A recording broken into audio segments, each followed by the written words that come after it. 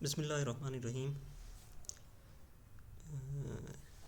Today we will discuss about the basic of linear algebra. तो हम अपना lecture start करते हैं इसकी अंडरस्टैंडिंग से कि 3D और 2D क्या होता है और इसमें रेफरेंस सिस्टम की क्यों ज़रूरत पड़ती है और रेफरेंस सिस्टम होता क्या है और ब्रीफली कौन सा रेफरेंस सिस्टम जो है वो बहुत मशहूर मारूफ है। तो पहले स्टार्ट करते हैं जी 3D स्पेस से। ये मैंने क्लास में भी जिक्र किया था, बहुत से स्टूडेंट्स को याद होगा, लेकिन मैं दोबारा ये रिकॉर्ड लेक्चर के लिए इसको रिपीट कर देता हूँ। 3D स्पेस जो है इसको समझने के लिए आप अपने क्लासरूम को इमेजिन करें या जिस रूम में आप बैठे हैं, आप उसके किसी एक कॉर्नर जो है जिस पे दो दीवारें आपस में और नीचे फ्लोर भी मिल रहा हो या सीलिंग और दो दीवारें आपस में मिल रही हो, उस पॉइंट जो है जो मीट कर रहा है उसको आप ओरिजिन कंसिडर कर लें। और हर ओरिजिन से तीन एक्सिस पास कर रही हैं आप और तीन एक्सिस जो पास कर रहे हैं उसमें से एक को आप एक्सपोज कर लें, एक को वाई कर लें, एक को सी कर लें। या आपस में जहाँ मीट कर रही हैं वो पॉइंट है ओरिजिन। और अगर आप गौर करें तो कोई सी दो एक्सिस के दरमियान any two axis are mutually perpendicular, मतलब उनके दरमियान एंगल 90 है। तो इन तीन एक्सिस के मिलने से जो सिस्टम बनेगा, रेफरेंस सिस्टम बनेगा, उसको कहते हैं Cartesian coordinate system. Cartesian coordinate system में तीनों एक्सिस आपस में म्यूचुअली परपेंडिकुलर होती हैं और ऑफकोर्स जहाँ मीट करती हैं वो ओरिजिन होता है। यही चीज़ मैंने यहाँ ये लिखी है कि 3 axes intersect at origin and thrice of the axes are mutually perpendicular means at 90 degree.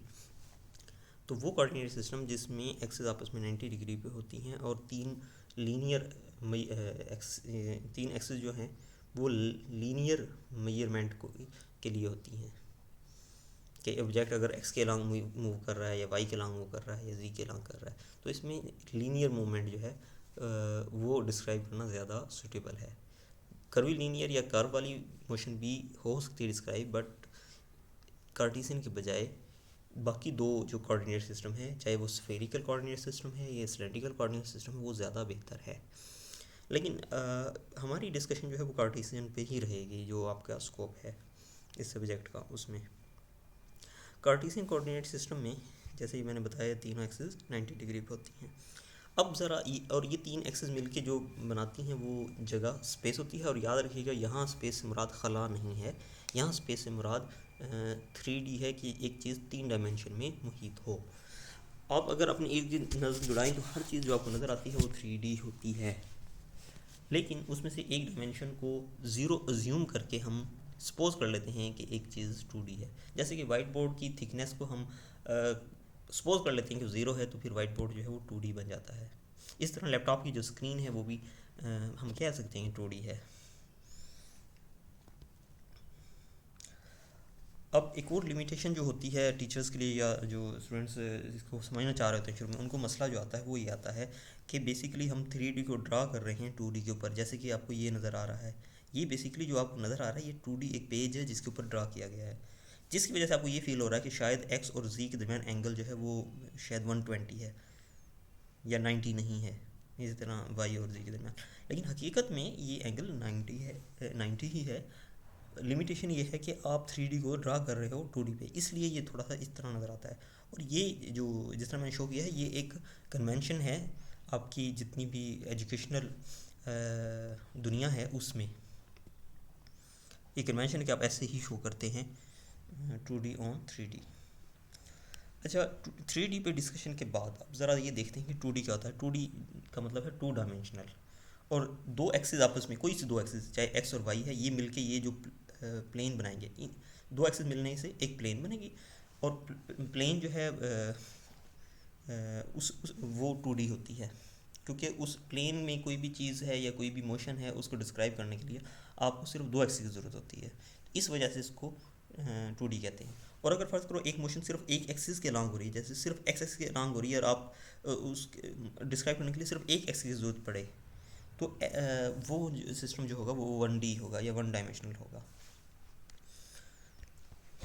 अब मैंने बताया कि 2D एक प्लेन होता है, एक जैसे कि इसकी 2D की एग्जांपल में वाइट बोर्ड और लैपटॉप स्क्रीन वगैरह आ जाती हैं।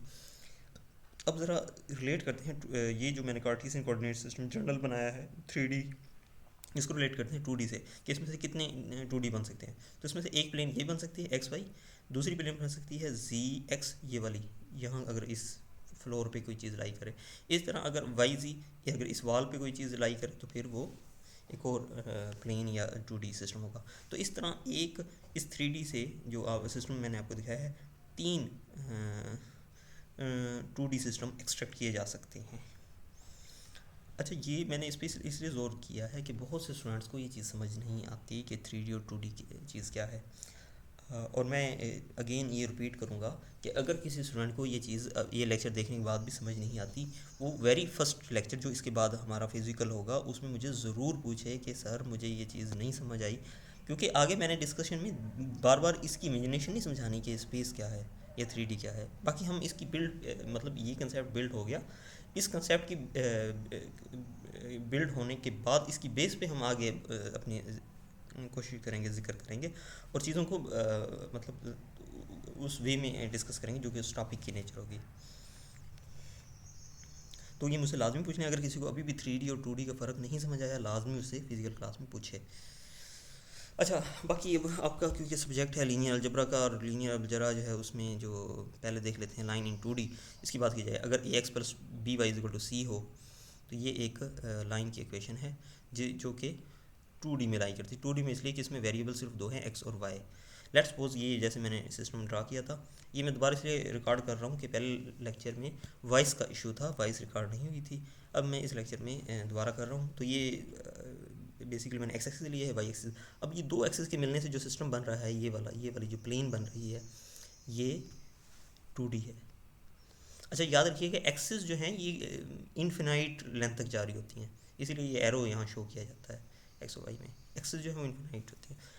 इसी तरह ये जो मैंने ड्रा किया, इस पे लेट्स सपोज हम एक ये जो लाइन है इसको ड्रा करना चाहें। अब लाइन ड्रा करने के लिए बेहतर ये होता है कि हम कोई स्पेसिफिक एग्जांपल ले लें, जैसे कि यानी एक ही जगह 2 हो जाए, तो ये 2x plus 3y equal to 4 अगर फ़र्ज़ करेंगे एक लाइन है, लाइन की इक्वेशन है, इसको अगर हम ड्रा करना चाहें तो ड्रा करने के लिए क्या करेंगे, हम x और y लेंगे, यहाँ से y की वैल्यू निकालें, क्या निकलेगी 4 माइनस 2x/3। तो वो यानी y इज इक्वल टू हो जाएगा, अगर मैं यहाँ ड्रा करूँ, if you allow me to draw it then I will,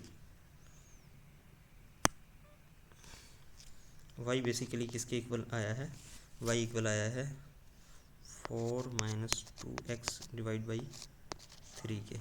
ये जब आप यहाँ x की वैल्यू 0 पुट करते हैं 4/3, ये 1 पुट करते हैं, ये 2 पुट करते हैं 0। अच्छा, याद रखिए यहाँ मैंने होल नंबर किया है 0 1 2, ये आप नेगेटिव भी ले सकते हैं, जो आप मतलब ग्राफ पे ड्रा करते हुए जो आपको बेहतर लगे आप ले सकते हैं, और इनके इन बिटवीन वैल्यू भी ले सकते हैं, जैसे 0 और 1 के दरमियान वैल्यू जो है वो 1/2 है, 1/3 है, या 0.5 0.4 0.1, वो ड्रा करने के लिए जो आपको ज़रूरत हो, ज़रूरी पॉइंट्स की वो ले लें। तो यहाँ मैंने जस्ट 3 पॉइंट लिए हैं।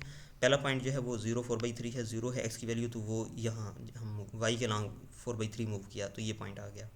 फिर 1 और 2/3, यहाँ मैं ओरिजिन से यहाँ 1 मूव किया एक्स पे, और फिर मैंने 2/3 किया यहाँ मूव, ये 1 और 2/3 आ गया। और तीसरा पॉइंट जो है वो 2 एंड 0 है, तो एक्स के लॉन्ग में 2 मूव किया और वाई के लॉन्ग कोई मूव करने की जरूरत नहीं है, तो ये 2 और 0 हो गया। ये 3 पॉइंट्स आए थे, ये इसको जब मैंने ज्वाइन किया तो ये लाइन की इक्वेशन बन गई। तो ये अभी 2D में है। इसी कंसेप्ट को अगर हम एक्सटेंड करें 3D पे, तो लाइन में 3D में क्या होगा कि एक वेरिएबल और आ जाएगा जी वाला, a x plus b y plus c g equal to d. इस तरह आप इसके पैरेलल कोई एग्जांपल लेके आप खुद इसको 3D में लाइन को ड्रा करें और अपने तौर पे इसकी प्रैक्टिस कर लें। इसके बाद हम क्योंकि लीनियर अलजबरा पढ़ रहे हैं, तो सबसे पहले हमें समझ होनी चाहिए कि लीनियर किसे कहते हैं। अगर एक इक्वेशन है उसकी, जैसे ये एक इक्वेशन है, इसमें टर्म्स कौन सी हैं, जो प्लस और माइनस से अलहदा हों वो टर्म होती हैं। यानी इसमें 3 टर्म है, ए एक्स एक टर्म है, बी वाई दूसरी टर्म है, सी जी तीसरी टर्म है। तो हर टर्म जो है उसका एक कोफिशिएंट होगा और एक वेरिएबल होगा। अगर वेरिएबल की पावर 1 हो तो वो लीनियर होता है। अब पावर वेरिएबल की जो पावर है वो 1 हो तो लीनियर होता है। अगर डिग्री 1 हो, डिग्री होता है कि हर टर्म में जितने भी वेरिएबल आपस में मल्टीप्लाई हो रहे हैं। अब यहाँ ए कांस्टेंट है, वेरिएबल नहीं है। जो हमारी कन्वेंशन है अलजेब्रा में, उसमें एक्स वाई जी तो वेरिएबल होते हैं, A B C normally constant के, डी कांस्टेंट के तौर पे लिया जाता है। तो यहाँ ए बी सी और डी कांस्टेंट के तौर पे हैं। तो इसलिए यहाँ सिर्फ वेरिएबल एक्स है और एक्स की पावर 1 है, इसके साथ कोई और वेरिएबल मल्टीप्लाई नहीं हो रहा।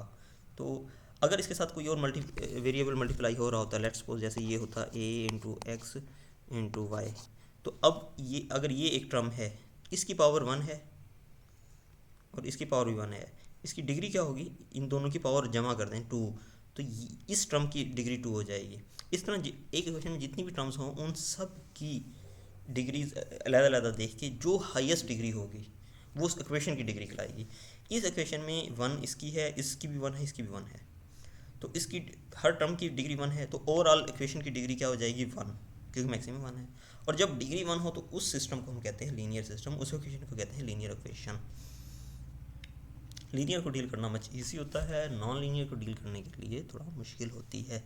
वो आपको कभी कोई रियल फिनोमेना में कोई ज़रूरत पड़े तो वहाँ आप देखते हैं कि आपको नॉन लीनियर सिस्टम चाहिए उसको डिस्क्राइब करने के लिए।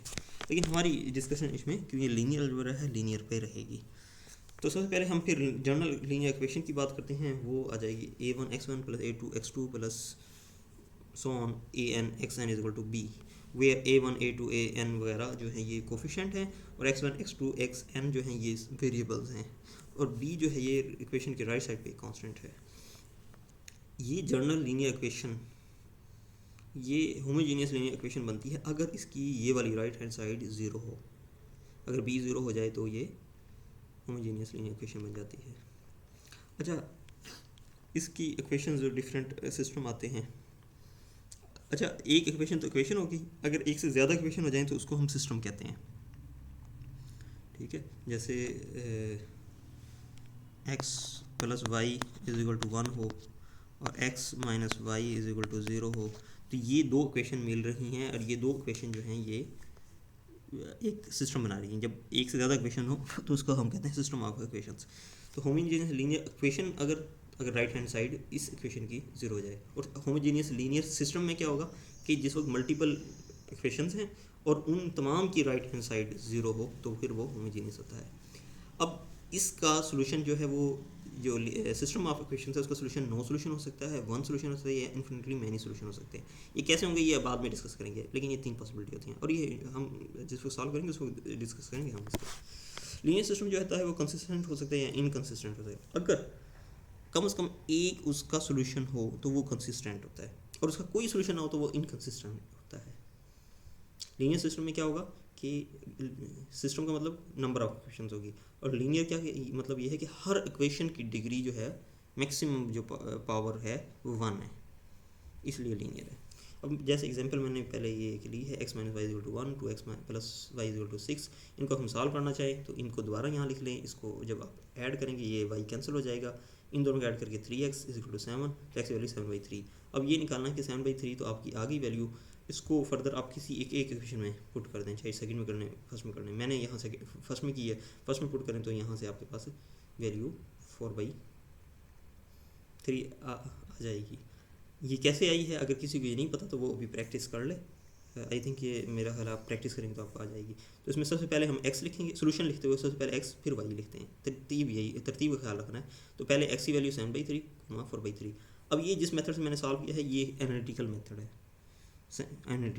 ग्राफिकल नहीं है। लेकिन इस चीज़ को ग्राफिकली भी किया जा सकता सॉल्व। कैसे कि आप एक ग्राफ पेपर लें, ग्राफ पेपर है एक्स वाई जो है एक्सिस ले लें, एक्स एक्सिस वाई एक्सिस, और ये ओरिजिन हो जाएगा। फिर आप क्या करें, फिर आप ये पहली इक्वेशन ड्रा करें x minus y equal to 1। ये ड्रा करने का तरीका अगेन वही है जैसे मैंने ऊपर समझाया था। कहाँ समझाया था अभी मैं दिखा देता हूँ आपको। जैसे मैंने ये समझाया हुआ है, ये मैंने समझाया हुआ है, जैसे ये समझाया ना, इसी तरह आप ये ड्रा कर सकते हैं इस पर।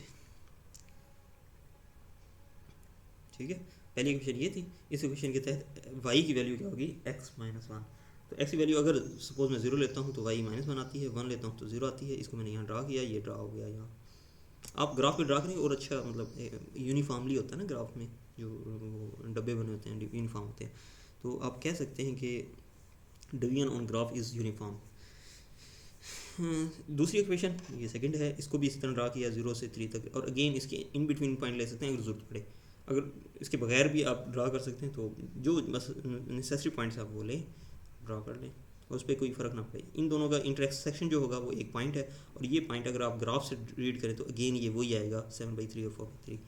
ये वाला जो तरीका है इसे ग्राफिकल मेथड कहते हैं, और ये जो तरीका मैंने इक्वेशन को साइमल्टेनियसली सॉल्व किया था तो इसको एनालिटिकल मेथड कहते हैं। तो ये हो गया सिंपल। इस तरह अगेन एक और equation x plus y is to 4, 3x plus 3y is to 0। अब इसको अगर आप सॉल्व करना भी चाहें तो 0 इज टू -6 आता है। सॉल्व करने का तरीका क्या होगा, हाँ ये अच्छी चीज़ मैं जिक्र कर देता हूँ। सेकंड इक्वेशन लिखे, फर्स्ट इक्वेशन जो है इसको अगर 3 से मल्टीप्लाई करके नीचे सब्ट्रैक्ट करें, 3 से मल्टीप्लाई किया और इस जब मैंने सब्ट्रैक्ट किया तो ये भी कैंसिल, 0 प्लस 0 इज टू -6। क्योंकि 0 -6 के इक्वल नहीं हो सकता, इसका मतलब है ये सोल्यूशन ही नहीं है। इस क्वेश्चन का, इस सिस्टम ऑफ इक्वेशंस का सोल्यूशन ही नहीं है। तो अभी मैंने पीछे जिक्र किया था ना कि हम देखेंगे कि नो सोल्यूशन वन सोल्यूशन, तो पिछला वाला क्वेश्चन जो था उसका वन सोल्यूशन था, इससे ज़्यादा सोल्यूशन है ही नहीं, और इसका सोल्यूशन ही नहीं है। फिर यह है कि linear system with infinite many solution, अगर इक्वेशन ये है 4x - 2y = 1 and 16x - 8y = 4, तो मैं सेकंड इक्वेशन वैसे ही रखता हूँ, और दूसरी इक्वेशन जो है वो पहली इक्वेशन है लेकिन 4 से मल्टीप्लाई करके। जब मैंने वो लिखी तो अगेन ये 0 = 0, ये स्टेटमेंट ट्रू है, लेकिन किसी वेरिएबल की वैल्यू आपके पास नहीं आ रही। यानी इस इक्वेशन से, इस सोल्यूशन से आपके पास y की वैल्यू क्या होगी, x की वैल्यू एग्जैक्ट क्या होगी, नहीं आ रही। तो ये ट्रू तो है but no variable, so there are infinitely many solution. कैसे इन्फिनिटली, जैसे मैंने पीछे सपोज किया था x की वैल्यू 0 हो तो y की क्या आएगी, तो उस तरह सपोज करके आप वैल्यू निकाल सकते हैं इसमें से। तो ये जो है सोल्यूशन जो है ये इन्फिनिटली मैनी सोल्यूशन है। अच्छा, अभी हमने 2 की थी, सिमिलरली आप एक्सटेंड कर सकते हैं 3 इक्वेशन हैविंग 3 अननोन या वेरिएबल, 3 इक्वेशन हैं 3 अननोन हैं, इसको आप सॉल्व कर सकते हैं उसी तरह, और ये हम आगे करें भी है। अच्छा, ये जिक्र करने के बाद अब ज़रा आपका जो कंप्यूटर के स्टूडेंट्स हैं इससे रिलेट करने के लिए हम इसको सिस्टम ऑफ इक्वेशन को मैट्रिक्स से करेंगे, मैट्रिक्स से रिलेट करेंगे। तो सबसे पहले ऑगमेंटेड मैट्रिक्स, अगर मेरे पास एक ही सिस्टम ये है x1 + x2 + 2x3 = 9, 2x1 + 4x2 - 3x3 = 1, 3x1 + 6x2 - 5x3 = 0। इस सिस्टम को अगर मैंने ऑगमेंटिंग मैट्रिक्स बनानी है तो एक कोफिशिएंट वाली मैट्रिक्स होगी और आखिरी कॉलम जो है वो कांस्टेंट वाला होगा। ये इसे जो है ना आपकी जो ऑपरेशन आप यहाँ परफॉर्म करेंगे ऑटोमेटिकली वो यहाँ होके और आप इसका सोल्यूशन निकाल सकते हैं। अच्छा, अब क्या करना है जी, पेज नंबर 7 एग्जांपल हमने शो करनी है लैपटॉप प्रोजेक्टर पे, तो मैं वो अब खोल देता हूँ आपके लिए।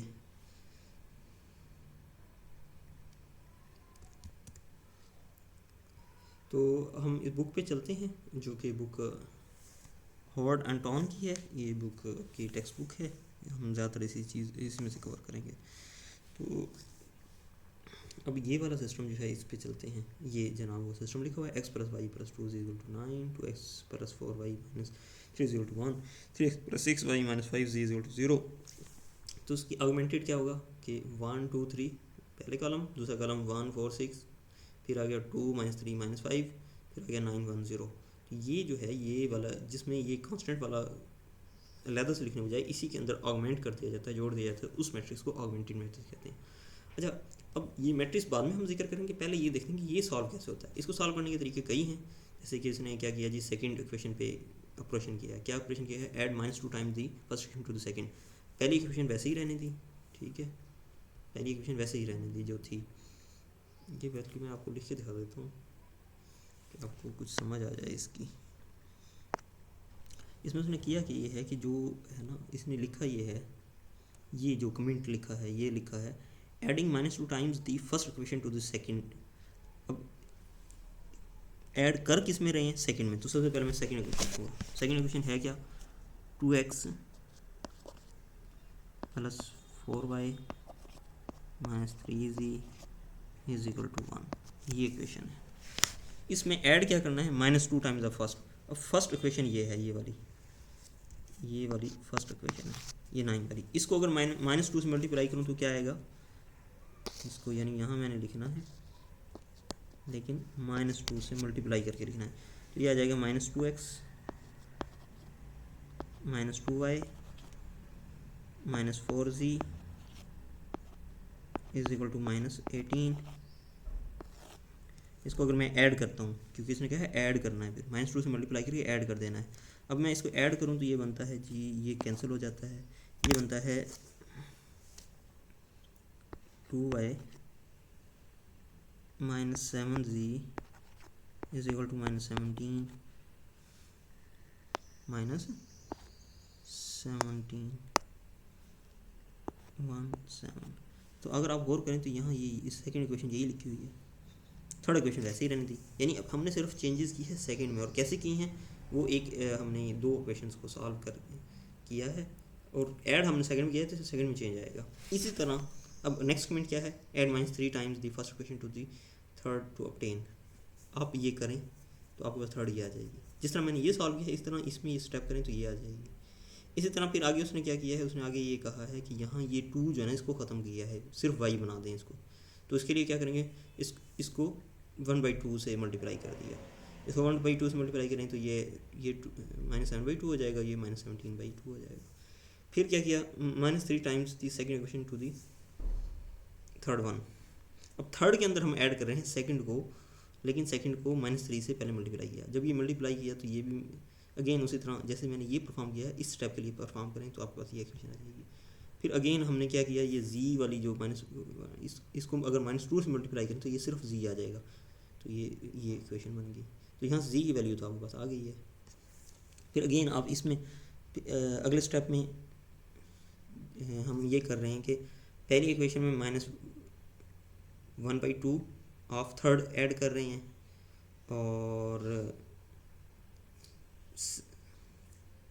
और सेकंड में 7/2 ऑफ थर्ड कर रहे हैं, तो उसके नतीजे में ये बन जाएगी x y z is equal to 1 2 3। तो ये आपके पास सोल्यूशन आ गया, x is equal to 1 y is equal to 2 z is equal to 3। अब ये हमने जितना भी किया है ये हमने किया इक्वेशन में।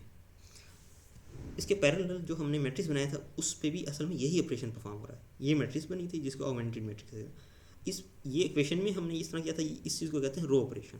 अब हम इन पे जो ये किया है वही हम यहाँ करेंगे, लेकिन अब ये कहलाएगा क्या, सिर्फ इसका नाम ये रो कहलाएगा, क्योंकि अब आप मैट्रिक्स में कर रहे हैं, कॉलम के अंदर कर रहे हैं। तो अगेन ये -2 times the first row to the second to obtain, ये आ जाएगा। फिर -3 times the first row to third, ये आ जाएगा। Multiply the second row by 1/2 तो ये आ जाएगा। फिर क्या किया, add -3 times the second row to third, तो आपके पास ये आ जाएगा। फिर अगेन ये करते करते आखिर में आपके पास ये आ जाएगा। तो ये दोनों असल में मेथड सेम है, फ़र्क ये है कि ये वाले मेथड आप बाई हैंड करते हैं, और ये वाला मेथड जो है ये आप कंप्यूटर पे भी परफॉर्म कर सकते हैं। और ये गालबन हम मीड के बाद जिस वक्त रिलेट करेंगे अपना जो भी हमने पढ़ा होगा उसको आपके कंप्यूटर में किस तरह इम्प्लीमेंट होता है, कोड लिखते हुए एफिशिएंट क्या होता है। अगर मुझे पाइथन में कुछ ग्रिप हो पाई तो हम पाइथन का यूज़ करते हुए इसको सॉल्व करने की कोशिश करेंगे। तो ये इसका फ़ायदा था, तरीका था। अच्छा, इसी तरह आप एक अगर ये सिस्टम ऑफ इक्वेशंस है 2x1 plus 2x3 equal to 1, 3x1 minus x2 plus 4x3 equal to 7, 6x1 plus x2 minus x3 equal to 0, ये सॉल्व करना है। इसको सॉल्व करने के कई तरीके हो सकते हैं, साइमल्टेनियसली सॉल्व कर लें, मैट्रिक्स में लेके जाके फिर क्रैमर रूल लगा लें, कोई इन्वर्स वाला लगा लें, वो हम करें भी गए, मैं आपको कहता कराऊँ भी, आपके कंटेंट में है। और जिन्होंने पहले किया हुआ तो उनके लिए आसान है, वो मतलब कर सकते हैं आप सॉल्व। अब इसको सॉल्व करने के लिए एक तो वही मैंने कहा कि एलिमिनेशन मेथड है, सब्स्टिट्यूशन की मेथड हैं कि x1 की वैल्यू एक में से निकाली, दूसरे में पुट कर दी, फिर x2 की वैल्यू निकाली तीसरी में पुट कर दी, फिर तीसरी इक्वेशन सिर्फ x3 ही रह जाएगा, इस तरह मतलब सो मैनी। तो ये आप ये अगर इस पर सॉल्व करना हो तो इसका एचिलॉन फॉर्म जो बनती है वो एचिलॉन फॉर्म ये होती है कि डायगोनल में 1 हो और ऊपर नीचे जनरल लोअर ट्रायंगल बने, और ये तो फिर कांस्टेंट की मेथड में कुछ भी आ सकता है कांस्टेंट वाले कॉलम में। तो ये वाली फॉर्म जो होती है इसे एचिलॉन फॉर्म कहते हैं, रिड्यूस एचिलॉन फॉर्म कहते हैं। और ये वाली जिसमें जो है हर रो की एंट्री 1 है और उसके नीचे 0 है सिंपल, तो इसको रो एचिलॉन फॉर्म कहते हैं। तो ये दो मतलब फॉर्म होती हैं इनकी, और इनमें से एलिमिनेशन मेथड जो है वो आप अप्लाई करते हैं, एल्गोरिदम बनाते हैं। पेज नंबर 14 पे भी है, हम उस पर मूव कर लेते हैं 14 पे।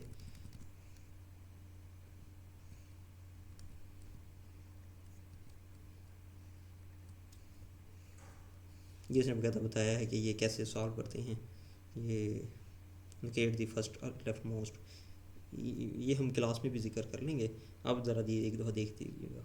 तो ये एलिमिनेशन मेथड है, इसमें उसने जनाब क्या था पूरा स्टेप बाय स्टेप, क्योंकि कंप्यूटर जो है वो एक मशीन है। इसका आखिर में बुनियादी थीम ये है कि हर रो जो है, हर रो उसके शुरू में 1 होना चाहिए। जैसे ही रो शुरू हो, चाहे जब पहले वैसे ज़ीरो हो, जैसे ही शुरू हो तो 1 हो। ये बनाने के लिए आप कभी इसको इंटरचेंज करेंगे रोज़ को, कभी ऑपरेशन को ही करेंगे रो के, करने के बाद आखिर में आपके पास जो मैट्रिक्स आए वो इस तरह नहीं चाहिए कि 1 1 और फिर 1 है। तो ये वाला जो मेथड होता है रिड्यूस रो एचिलॉन फॉर्म, अगर आप बनाते हैं तो फिर उसको गॉस जॉर्डन कहते हैं, जो यानी ऊपर नीचे लोअर ट्रायंगल बन जाती हैं, वो गॉस जॉर्डन है। और अगर आपकी सिर्फ रो एचिलॉन फॉर्म के हर रो की शुरू वाली एंट्री जो है वो 1 हो, यानी जब भी नॉन ज़ीरो एंट्री शुरू हो वो 1 हो, तो उसको हम कहते हैं रो एचिलॉन फॉर्म। अगर रो एचिलॉन फॉर्म यूज़ करके आप एलिमिनेशन कर रहे हैं तो उसे सिर्फ गॉसियन एलिमिनेशन कहते हैं। तो बाकी ये हम डिटेल में क्या जिक्र करेंगे, अभी सिर्फ इसका एक तरह का इंट्रो मैंने दिया है कि इसमें इस तरह की चीज़ें होंगी। अच्छा, अगर होमोजेनियस सिस्टम है उसमें 2 किस्म के सोल्यूशन हो सकते हैं, एक ट्रिवियल एक नॉन ट्रिवियल। होमोजेनियस सिस्टम का मतलब क्या कि उसके इक्वल के बाद राइट हैंड साइड 0 है, ठीक है, राइट हैंड साइड उसकी 0 है।